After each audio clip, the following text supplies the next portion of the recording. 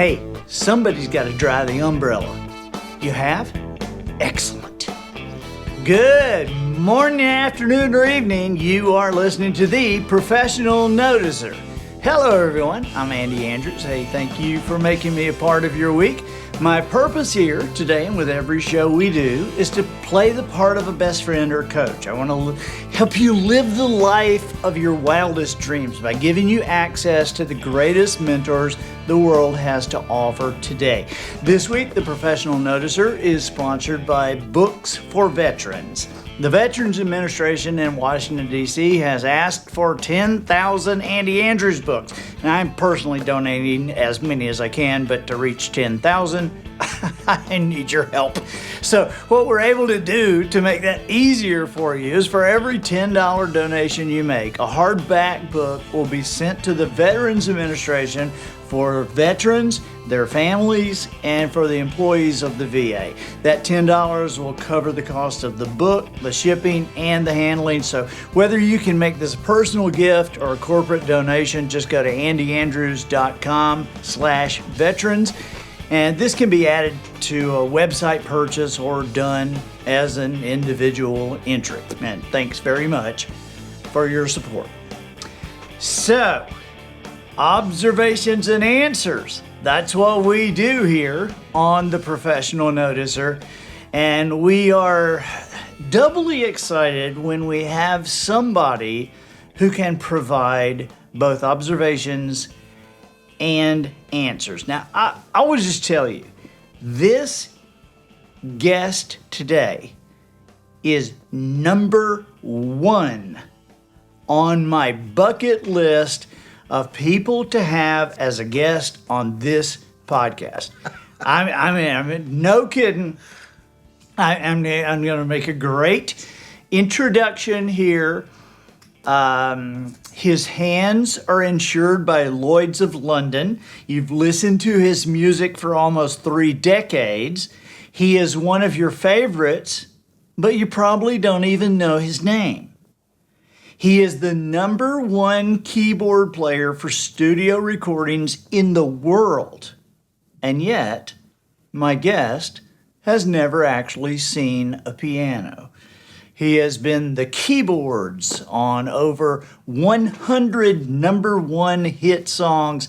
Please welcome Gordon Mote. Wow, Andy.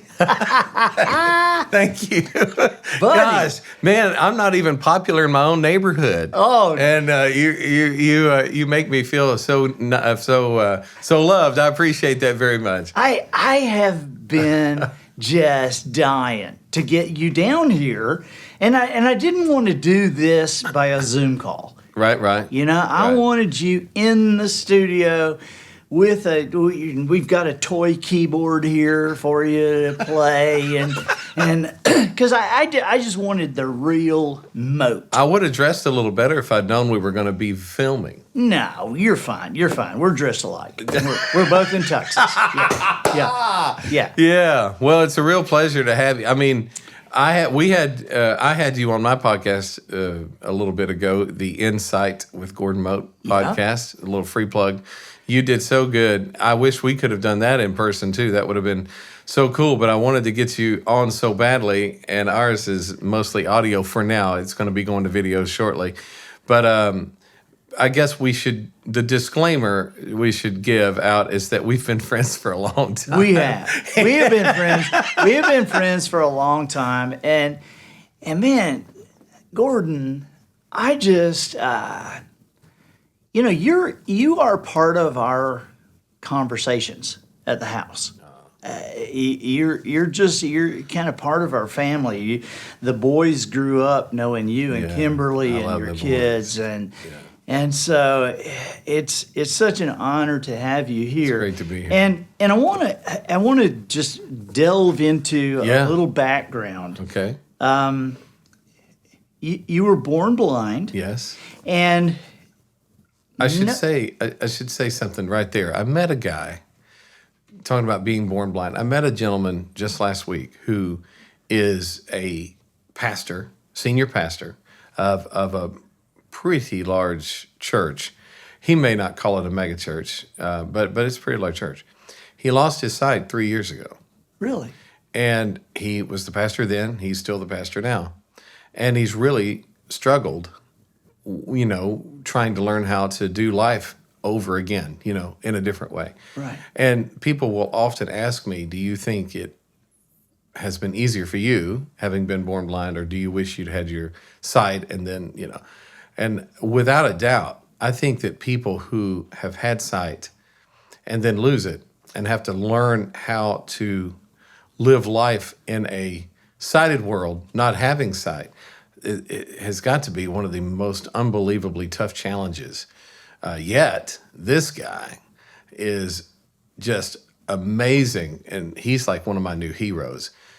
Yes, we both are blind, but I've been blind since birth, and I just learned how to do things.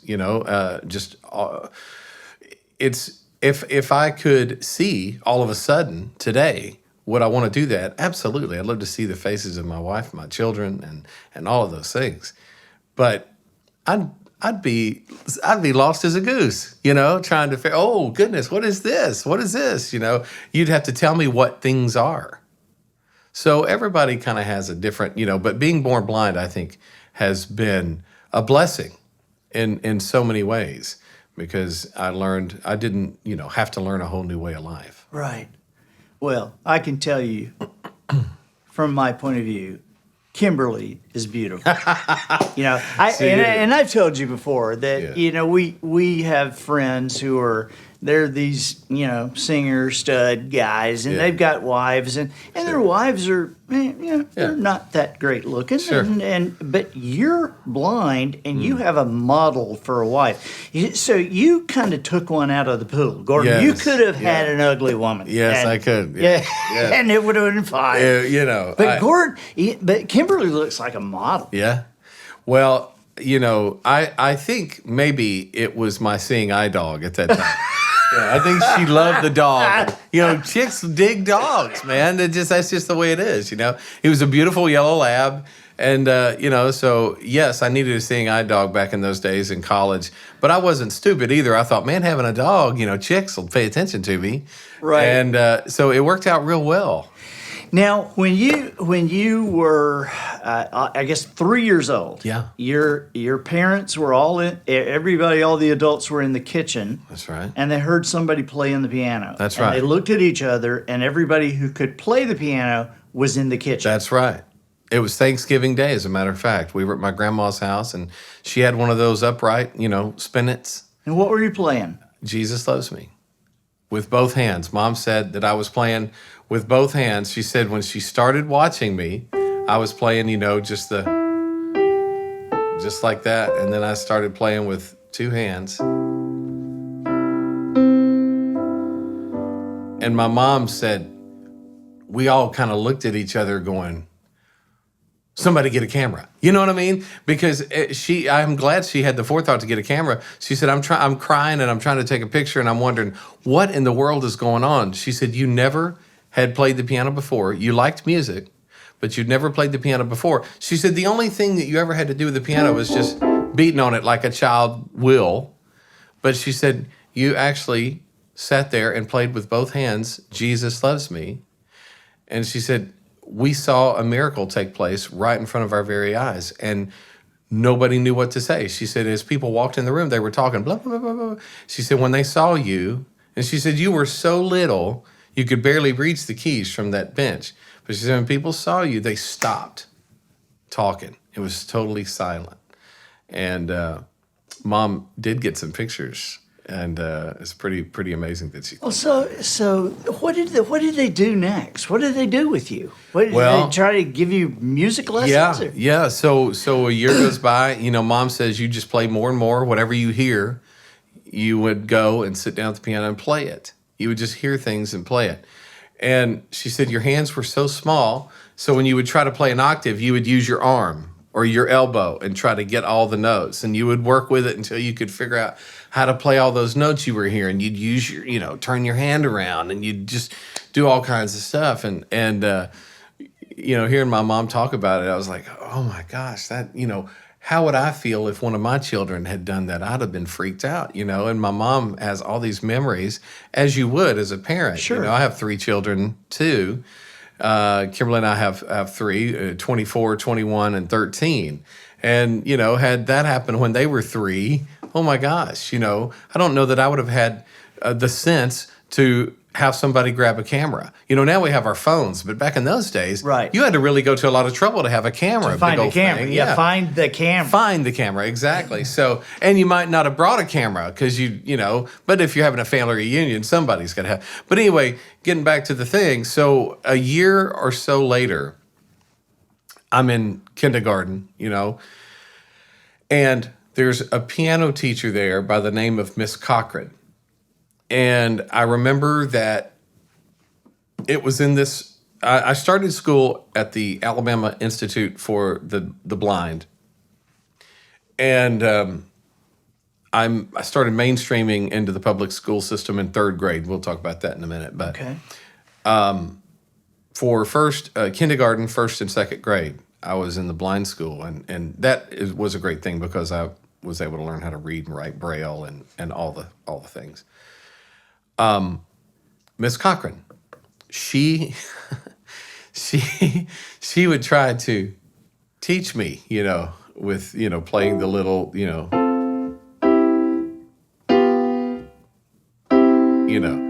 try to put my fingers, and I would say, oh, you want me to play this? And I know this now. I didn't know it then, But she sent my mother a note after about 2 weeks, and she said, Mrs. Mote, I am going to ask you for your permission not to teach your son. It's not that I don't like him. It's just that I'm not quite sure how to teach him and hold his attention. She said, when he comes in for his lesson, he plays songs that he heard on the radio the night before or jingles he heard on TV the night before, and I can't keep his attention. And so she says, with warmest regards, Mrs. Cochran, P.S., if he ever starts teaching piano lessons, I'd like to be his first student. Oh my So gosh. I didn't realize, I was just a kid. So I didn't know that what I was doing was weird or crazy or good or bad or whatever. I wasn't trying to be a bad student by not paying attention. I was just playing. I was just, oh, here's a piano. I'm going to play. I was excited, I guess, as a child would be. So, and hopefully I've gotten better, just listening. I listened to all kinds of music. I loved radio. I loved the DJs, and I loved all the radio stations. I loved just tuning around, seeing what everybody was doing.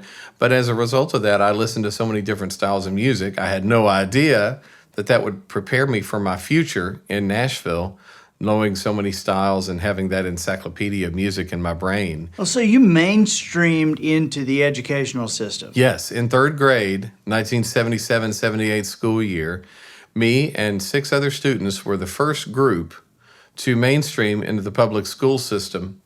There was us and one other group that did it in the same year in the United States. And we were in Gadsden, Alabama. C.C. Davis was the superintendent of schools in the Gadsden City Schools. And so they teamed up with the Itala City Schools, which is a town right next to us. The Itala City Schools was responsible for our transportation. And the Gadsden City Schools they were responsible for teaching us. And so it had its challenges, certainly. I'm so grateful for the opportunity because it taught us to live in a sighted world. There were many, many challenges. Challenges like turn in your book, your history book, to page 165, chapter 28. Well, we didn't have Braille books many of the times, and if we ever did have a Braille book, it might be the first edition, where they're in the second edition or the third edition. And a lot of times we had books on cassette. Try finding page 165 on a cassette. Yeah. Oh, you know what I'm saying? Seriously. So there was that's kind of just the tip of the iceberg. We were kind of pioneers in a sense. There weren't computers back in those days like we have now, certainly not the internet. And so, yes, to say it was challenging would probably be an understatement. But not only was it challenging for us, but it was challenging for the teachers too. So then you graduated from high school. And Yes. you went to Top 10% of my class. top 10% of your class. Which I'm not bragging. I'm just, if I'm bragging on anybody, I'm bragging on the teachers. Right. Okay. Because they were very patient and lovely and understood that I couldn't do it exactly like the other kids, but, they were very picky too about my work and made sure that I did my best. But we all kind of worked together, Sure. Okay, so you go to Belmont. Yeah. Well, Jacksonville State first. Jackson State first. For 3 years. Okay. And then I meet the great Jimmy Johnson, who produced Seeger, Rolling Stones, Dr. Hook, all these, so many acts. Paul Simon. He did a lot of, he played on a lot of records and he produced So tons how of did that records. influence you? Well, this is a great story. And I actually got to tell this story to him several years ago and remind him how amazing he is. And we just lost him. He just passed away. But we did a little documentary in Muscle Shoals, and I got to be on camera with him with my arm around and telling him how grateful I was for how he steered me in the right direction. So a guy at JSU, a teacher, said, I know this producer guy, Jimmy Johnson. I said, you know Jimmy Johnson? He goes, yeah, I think it'd be good for you to go play some of your songs for him and sing for him, play for him. I was like, well, yeah. And so I went to the Shoals. I met with him. He said, play me some songs, son. So I played him a few songs. And What would you play? well, I played him some songs I'd written, Okay. Show me a little bit of it. I played a song that I'd written for my term paper for my history class. Just do a little bit of it. Okay. It was, I got to remember it. I'm alone and scared, afraid of my fate. I'm losing myself, but I can't wait. I can't remember the words.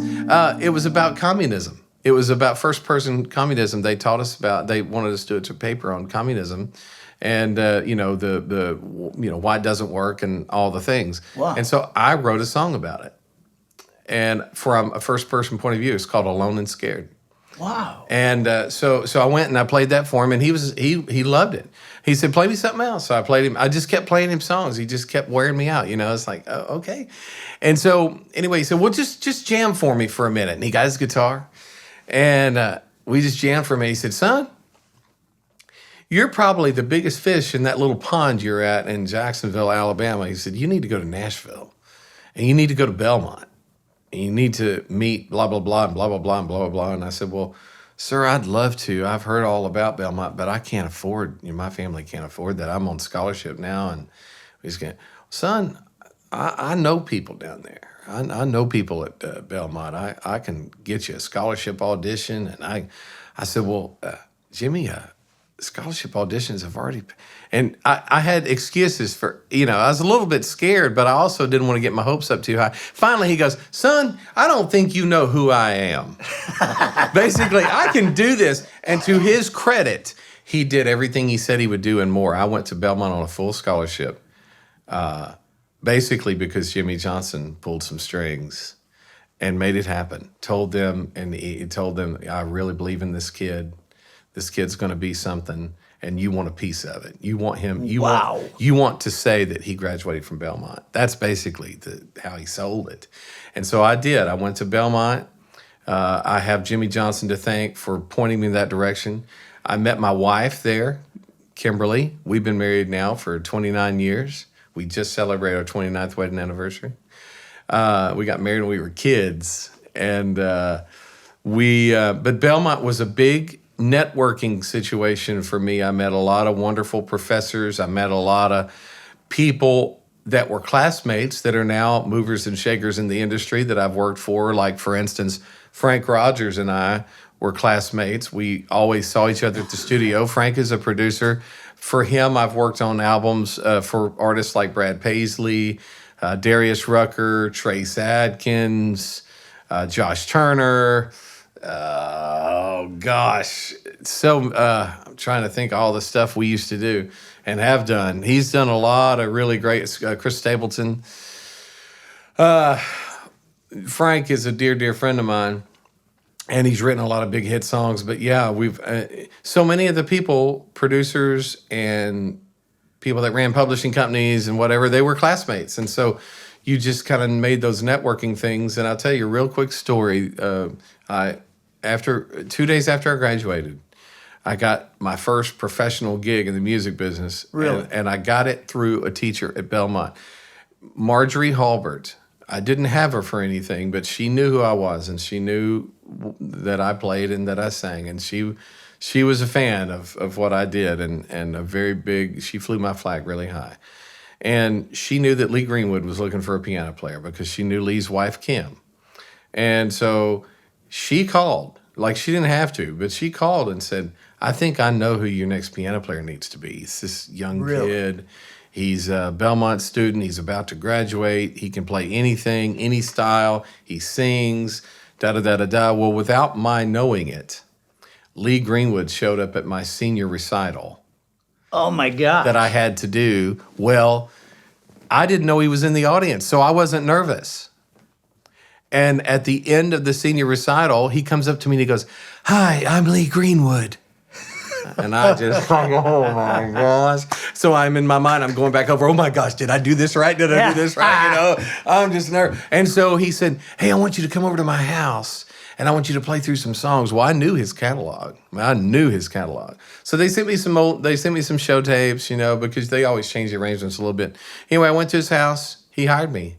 And 2 days after graduating, I left on an old tour bus to go and play in the middle of nowhere, New York and Virginia with Lee Greenwood. And that was my first gig. That was my introduction to the music business. And Lee moved so many mountains for me. He told everybody he loved me. We were still great friends, but he had so much confidence in me. And Lee loves to help people win. Yeah. And he's so proud of all the people that have come through his band. And we had a really, really good band at that time. And Lee was a hot act. And he could have had his pick of anybody. And he hired this 22-year-old blind kid who, you know, I found out later, everybody on this in the band and the crew were like, what are we going to do with him? Who's going to tell you? Who's going to help? I don't know anything about, you know. And Lee was like, we'll learn together. And Lee really, you know, he didn't have to do that. He took a real chance. And wow. And so that's how a lot of the studio stuff happened too, because he had a publishing company. And publishing companies make demos, or at least they did a lot back in those days. And so let me call some names here. Yeah, okay. And you play what this reminds you of, because Okay. I know some of the people that you have been in studio with, and just this past week you've been in studio with Blake Shelton and Dan and Shay, right? And Yeah. and you're here in Orange Beach with Alabama, and so. What about Lionel Richie? Well, this is fun because I worked with Lionel in Nashville, and I never met him. And I wanted to, it was a dream come true, a bucket list thing. I couldn't wait to meet him because I was a huge fan. But I had no idea the song we were going to cut that day we cut it with Willie Nelson of all people. We cut...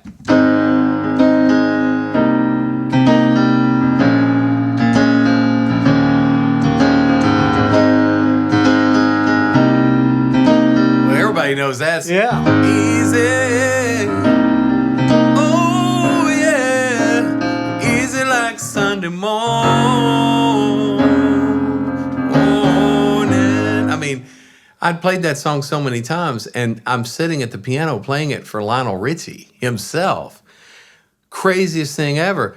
At one point, I say, dude, this is crazy. You should play it. Let me play another instrument. He goes, oh, no, it's all you. And we've been friends ever since. I mean, that was the first time I ever met him, and I came out, and his assistant was like, man, he loves you. I'm so glad you... I was like, I've never met him. He goes, I know, but he reads album credits. He knows everything you've done. He had to have you. He asked specifically for you. And all the guys on the session, he knew all the guys and some of them he'd never worked with, including me. Wow. And ever since then, I've worked with him since then, certainly in studio other times. But I've also been in the same studio working on something totally different. And if he sees me out in the hall getting a cup of coffee, it's like running into his best friend. He treats everybody that way. Wow. He's just world class. He's a world class human being and a very talented one. What about James Taylor? The first time I met James Taylor, I did a thing with him and Alison Krauss. I've worked with him since then again. We did a little thing, a little piano intro.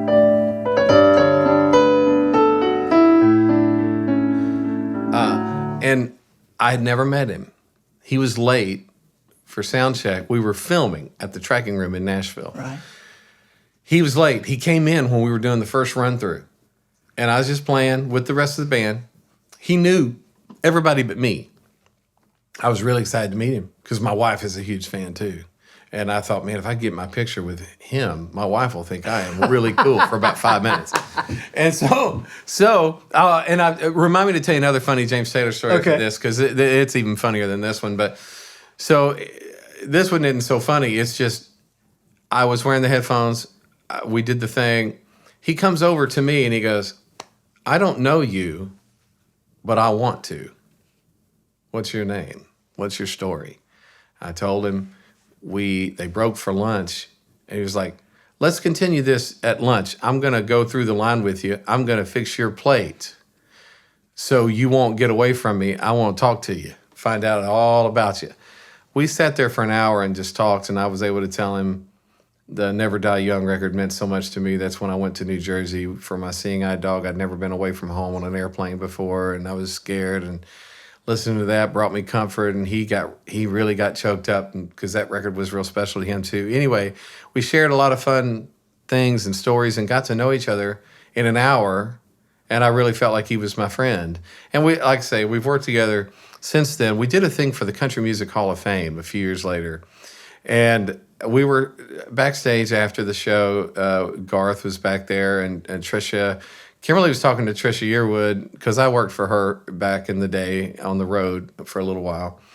I'm talking, Bob Seger's back there. We're chatting it up, and James is back there. We're talking and stuff. And Crystal Gale, I'd played for her that night. She's back there with us. And anyway, George Strait had come by, and I'd been able to introduce Kimberly to George Strait. I had just worked on an album with him. We just cut Give It All We Got Tonight. It was a big song for him. We just cut that, and that was just hitting on the radio. And so I got to introduce him to Kimberly. Up walks JT, and Kimberly's talking to Trisha. They're all deep in conversation. And then they walk away. I don't know where they go, because I was getting ready to introduce him to Kimberly, because she don't really care that much, but she would love to meet him, right? She don't make a big deal about people. And I said, I'd love for you to meet my wife. And James Taylor goes, well, where is she? And then he goes, well, you don't know where she is. Let's go find her. It was just really hilarious. So he's a good dude, man. World-class human being. That is awesome. Yeah. These guys are just normal, They're just, people put them up on pedestals because they see them on television and hear them on the radio, but they're just normal, just like me and you. You do this, they do what they do. We all have something. We all have our place. Now, you've actually been in the studio with Mick Jagger. Yeah. So the way that happened, I'm at Costco walking around shopping, right? And Brad Paisley calls me up and he goes, hey, man, I'm doing this tune. I need you to come over to the house. We're going to cut some more songs. I go, okay. He said, one of them is with Mick Jagger. I was like, no kidding? Rolling Stones, Mick Jagger? Are you kidding? Seriously? He goes, yeah. And I said, well, he wants me to play on it? He goes, yeah, he asked, make sure you're at the house. And I goes, how does he even know me? He said, well, he doesn't really know you. He said, I want that guy that plays on all your records. That guy that plays all the fast stuff. That's who I want. I want that guy. And I was like, wow, that is so cool. So, yeah, meeting him was and it was just, it wasn't anything to it. It was just like, You know, it sounded like a Stones song to him and Paisley. It was like, anybody could do this, but I'm glad it's me, you know? It was so fun, you know? It's like I was a rock star for just a second. I mean, I'd played with Skynyrd and you know, on some of their records and gotten to know those guys and, you know, played with, like I mentioned Bob Seger a little bit ago. You know, like there's a lot of cool, you know, somehow I got with some of those rockers, you know. Yeah. And it's so fun, you know, because how many times have I played, you know, as a kid, you know, playing Sweet Home Alabama in the clubs. And so getting to meet Billy Powell before he passed away and getting to meet all those guys, you know, Gary Rossington and you know, it's just, you know, and I've worked with Gary on other projects that weren't Skynyrd, you know.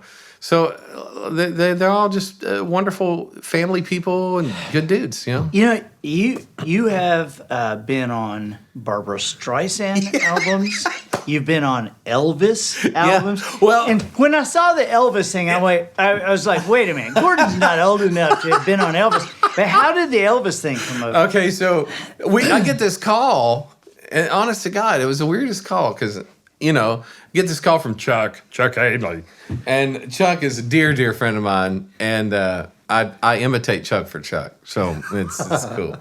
And but Chuck is a world-class engineer, done everything in the world. And he said, they've asked me to do this duets record using old Elvis masters with some of the new young female singers. At that time, it was Martina McBride, I think, Carrie Underwood, I want to say maybe Faith Hill. I don't remember all the young ladies that were on it, but it was like 12 or 13 songs. And we did it at the old RCA Studio B, where Elvis cut all those. Where great he actually records. did it. Yeah. And so some of the tracks that we played to were 2-track, and the musicians will know what I mean. But people that are not musicians, what that means is just a one, like all of it's together. Like you can't really. So with software, he got rid of the band tracks and just kept the vocal. But then we had 8-track masters and 16-track masters where everything was separated out.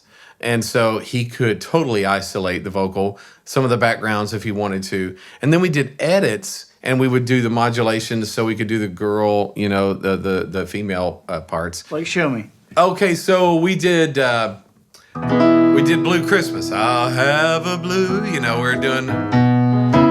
So, you know, I'll have a blue, blue Christmas, and then we, you know, I'll have a blue. And so they would do a little edit and get rid of the master, and the band still playing. And then we, you know, da da da, you'll be doing all, you know, we would just do the arrangement, sometimes on the fly, sometimes it was already done. But we would just play the track like we had charted it, and then they would put the Elvis tracks in. It was all kind of, it was crazy because a lot of times, like before the count off, you would hear Elvis talking in your headphones. You would like hear the the outtakes. Like, baby, bring me some jelly donuts. Yeah, or something, you know. Hey, that drum's too loud, you know, or whatever, you know, or you know, or we got to get this soon. I got somewhere to be, or whatever. That was one of them, you know. Or we did one where he was filming, and one of the outtakes was, "Get that camera out of my face," you know. Oh, really? It's like, yeah. It was like, okay, this is awesome. So a real kind of behind the scenes, but that's how all that went down. And actually, I guess that sold really well. That is awesome. Oh, yeah. One of the things Crazy. that I have been interested in watching you do through the years is watching you improvise on a theme. And so I am going to challenge you today. You got me one time with Rudolph the Red-Nosed Reindeer. You remember okay, that? we're going to do it. I want to do a Christmas song. I'll do a different one. I'll do a different one. Because we have to keep it, it has to be. Because this has to be just cutting edge. They have to make sure we didn't rehearse. Yeah. Well, I assure you, this is not rehearsed. Okay, so let's see. A Christmas song. How about Away in the Manger? Play Away in the Manger. Play Away in the Manger. Okay.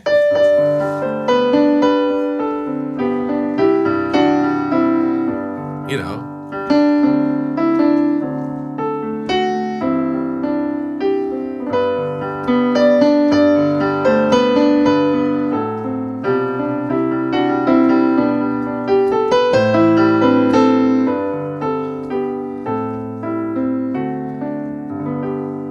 Okay. Now, if I was to ask you to play Away in the Manger as a classical piece. Okay. Okay. Let's see.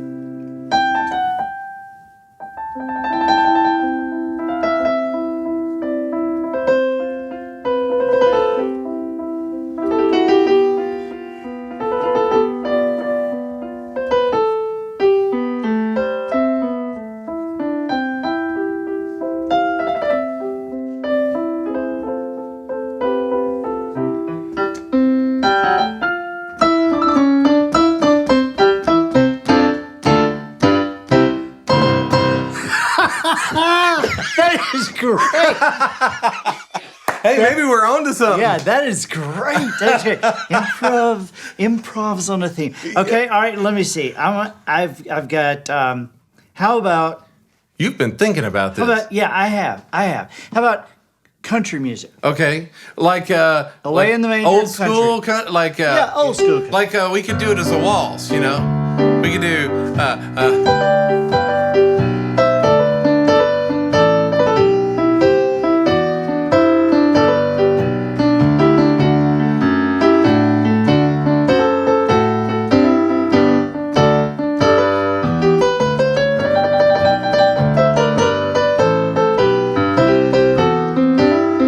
Now today's new country. Okay.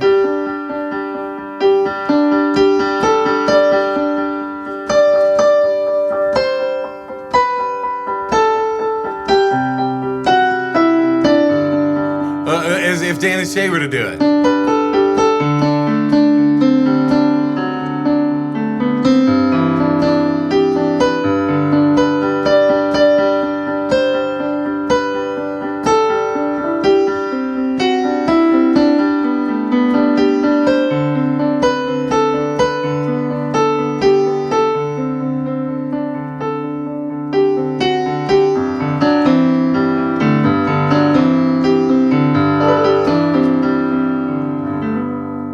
Wow. Something like that, maybe. Wow.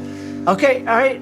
Now tune it. Let's say tune it a little bit left Okay. and do gospel. How would gospel? Like we could do black gospel. Yeah.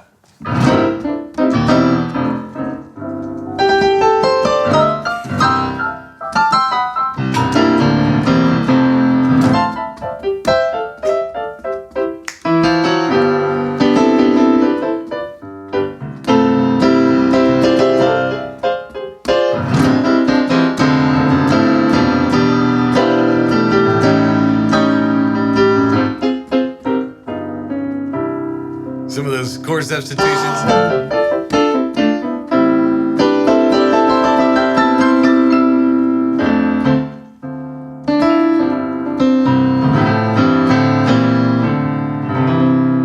Oh my God. Or we could do Southern gospel.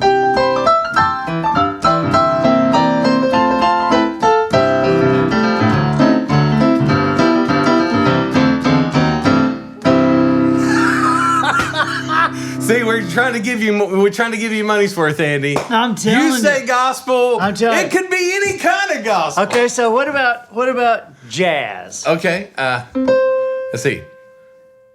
Let me think about this. Okay. How about smooth jazz? If we were to do.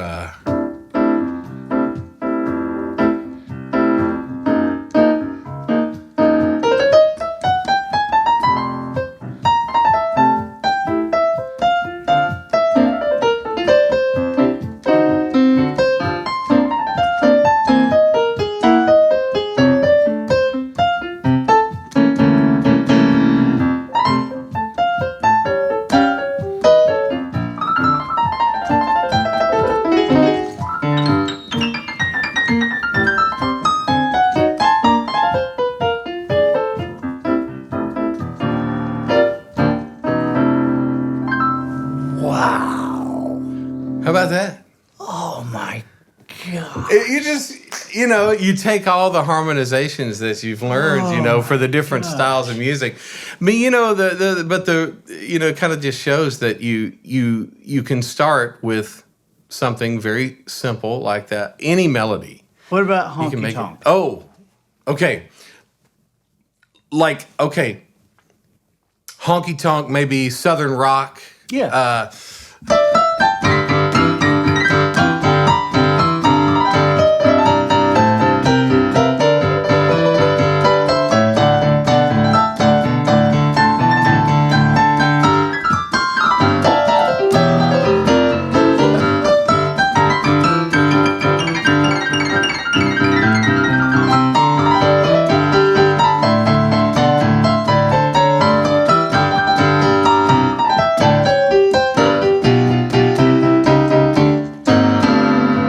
Wow. Wow. Wow. Wow. Somebody's rolling over in their grave on that Oh one. my gosh. All right. I've got one more that I'm going to stump you on. I'm going to stump you. You've met your match, Gordon. I don't doubt it. I'm not. You've met your I'm match. a little nervous. I am going to stump you. I don't think you can do Okay. Away in the Manger reggae. Reggae, like Bob Marley, man. Okay, let's see.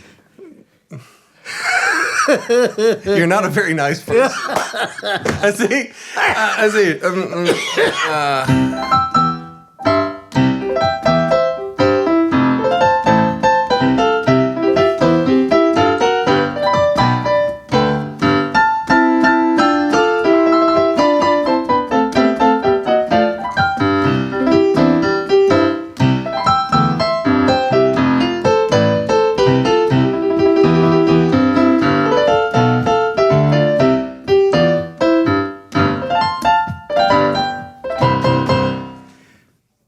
I bow to you. No. I bow No, to you. 'cause No. Your greatness. Yeah, man. Oh my gosh, Gordon, that is awesome.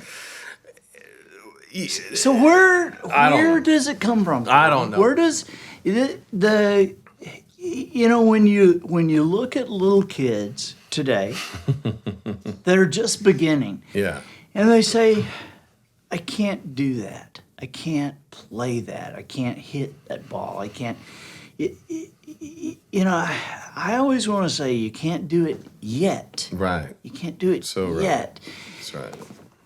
But where did the thinking come in? Because you have a gift, Certainly. but you have developed a skill to go along with that gift. Well, I do know that it's a gift. It's a God-given gift, and we all have a God-given gift. Some people realize their gifts more than others, and some people may have a gift that's not as visible. You know, your gift might be the gift of entertaining people, or the gift of planning things, or the gift of baking, or caring for someone, or being kind, being an encourager. But there are people who have gifts that maybe are more visible. It doesn't mean it's more important. Doesn't mean it's better. It just means it's maybe more visible. But I feel like when we're given, the Bible tells us that to whom much is given, much is required. So I take a lot from that. But one of the things I take from that is, God has given us this gift, so he requires much of us. He requires us to make sure we do all with it that we can, to make sure that we develop, like you said, those skills.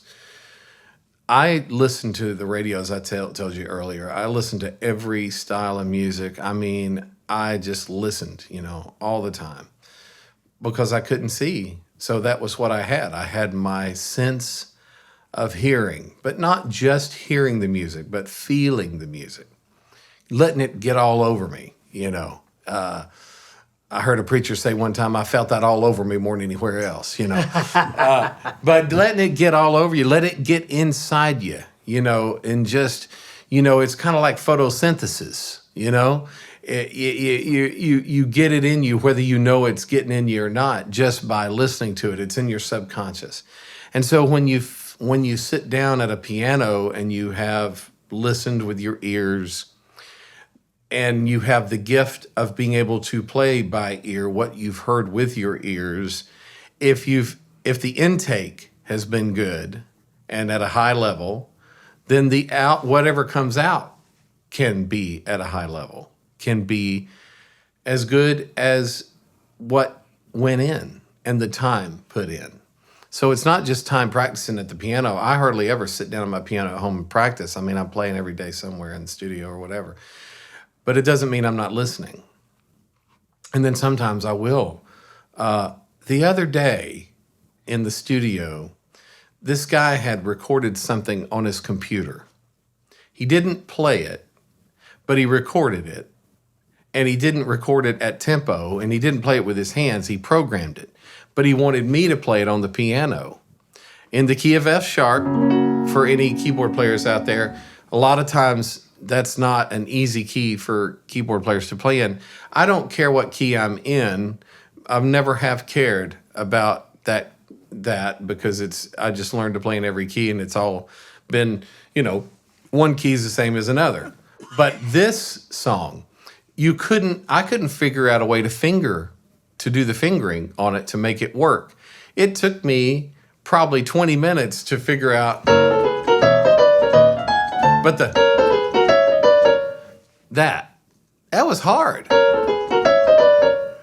I tried it every way in the world, and it's like 20 minutes. I know how I can do it, and I had to do it. I would do it slow. Okay. I just do it over and over and over again. It's been a long time since I've actually had to try and figure out, normally it comes very natural. But there comes a time when we all have to go, oh my gosh, you see this huge wall you have to scale. Right. And it's like, okay, I've come too far to turn back around and go home. I have to scale this wall to get to the next thing. So there's I just can't do it. That's not acceptable. That's not an answer. You have to figure it out. So being blind has really nothing to do with it. I think anybody who's been given a gift, it's up to us to develop it to its full potential. And if we don't do that, we're cheating ourselves, but we're cheating the rest of the world. We're cheating our circle of influence. We're cheating whoever we come in contact with. And I just challenge people to...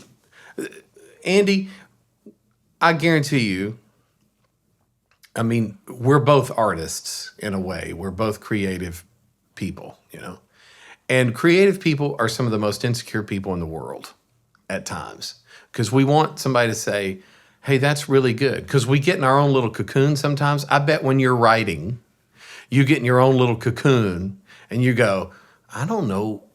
Is this going to translate? Is this going to get to the second row? You're right.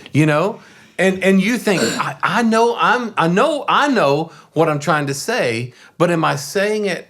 And you need somebody to give you an attaboy, right? Yeah. Because we're all, So, but I say all that to say we're insecure human beings. A lot of creative people are, but we all have things that are not as visible. That we could use to say, I don't think. I know maybe, so-and-so says I'm supposed to write this book, or so-and-so says I'm supposed to play baseball in high school or football in high school, or somebody says that I, whatever the case, somebody says I should be on the board of this company. I just don't feel qualified. I just don't feel like I'm the guy. I wish I was the guy. Be really fun to be the guy. I just don't have what it takes. And I'm not sure we could use any excuse. All of us have some excuse we could use to not fulfill our purpose. But man, we just can't let that part of our being win. We just can't. That's not a choice. If we all complain about the world's turned into, it's going to hell in a handbasket and all this stuff, it's because enough of us didn't do something about it, didn't do something to encourage or do whatever. I can't do what Andy does. I can't do what all you people out there are watching can do. Right. But if we all do what we can do, the gifts that we've been given, if we use them to their fullest potential, I'm telling you, man, we can change the world and change it for good. We really, really can. I got a final question. Okay. And I think this is an unusual... Did I answer that one? Yep. No. It was great. It was great. I think this is an unusual question, and I don't think anybody has asked you this before, but I'm curious as to what your answer would be. Okay. What is the greatest thing about being blind? Wow. People normally ask me what is bad about it.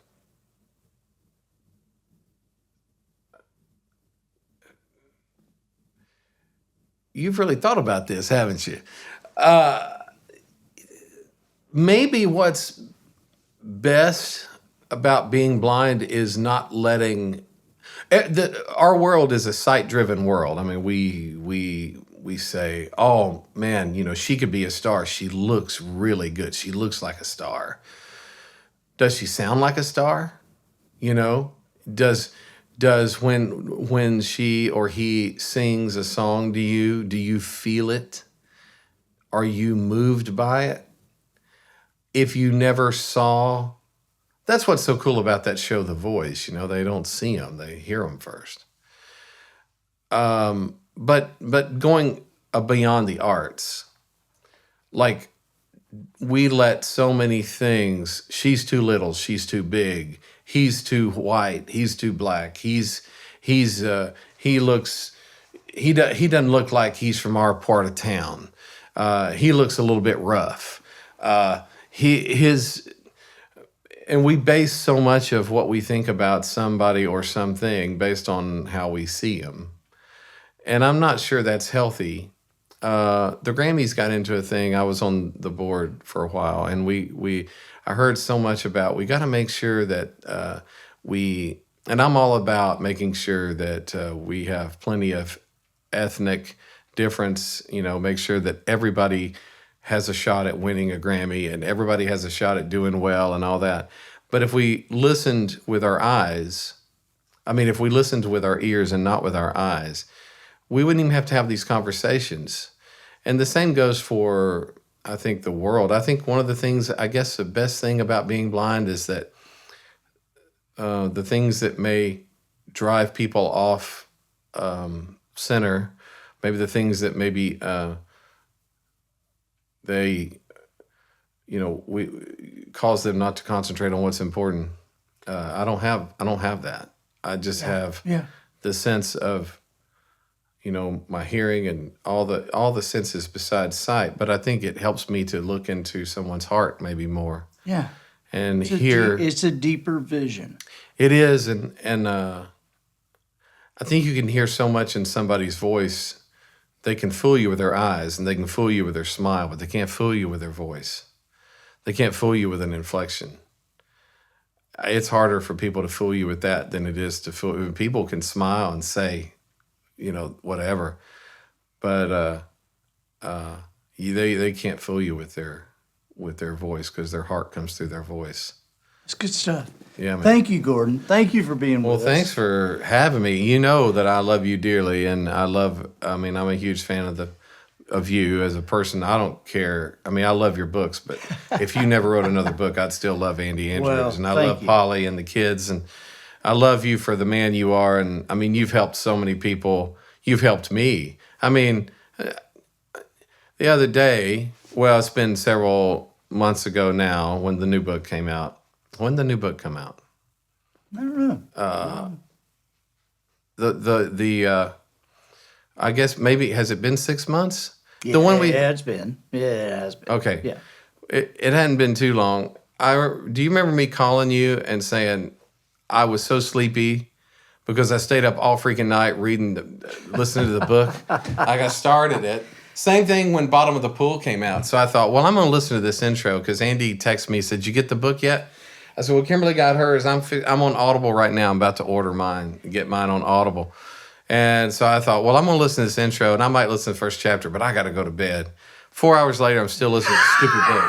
And it's like, God dang it, And so, but I love this man, and I love what he's doing. I love that he chases it. He chases it big time. He's chasing honesty and truth, and he's chasing great. And he wins every time, and I'm grateful to know you. Well, it's an honor to be your friend, buddy. Same. And I appreciate you being here. We will put how to contact you. Yeah. Everything on the show notes. That's awesome. And I appreciate you being here. I'm Andy Andrews, the professional noticer, harnessing common sense and wisdom to plow through challenges all the way to an answer for you. And I think that'll do it for this week. Get us out of here, Matthew. So, ladies and gentlemen, and to the boys and girls who aspire to become ladies and gentlemen, we have reached the end of another episode of The Professional Noticer. In a world where common sense has become a superpower, I'm harnessing the tiny bit of mental energy I have for you, seeking wisdom, making observations, and endeavoring to answer tough questions in a way that will empower your family and your business. I'm Andy Andrews. Until next week, goodbye. This episode of The Professional Noticer was produced by Matt Limper. The Noticer theme, written and performed by Sugarcane Jane. Ivory polish, provided by Twinkle and Smoke of Beverly Hills. Additional financial consideration provided by DreamSequenceVitamins.com. Are you not dreaming enough when you go to bed each night? Doctors say an absence of dreams correlates with a lack of truly restful sleep. Now there's a solution for even the most even-keeled of sleepers. Introducing DreamSequenceVitamins.com. With 4 different dose patterns, you can now enjoy the deepest sleep of your life, starting with the Aurora 5 milligram dose that provides dreams of ponds, lilies, and gentle rain, and moving on to the Topple dose of 10 milligrams, where you enjoy dreams of falling, ladders, rooftops, cliffs. The Topple dose is always a surprise. Forward you march as dosage increases with the 20 milligram tablet. Your dreams that evening will be a constant search. You will have lost everything. Your keys, your nose spray, your airline tickets, your clothes, and you won't be able to find anything at all. Then at last there is the 50 milligram Wander tablet. Use this one when you need deep, restful sleep. One evening you might dream of talking to a raccoon in Venice as your first grade teacher pulls your gondola along canals of ice cream. The next night you'll enjoy the world's most expensive wine while dining on pickled pig's feet as you are pulled in a wagon by the electrician who fixed your refrigerator 6 years ago. All this and more can be yours with DreamSequenceVitamins.com.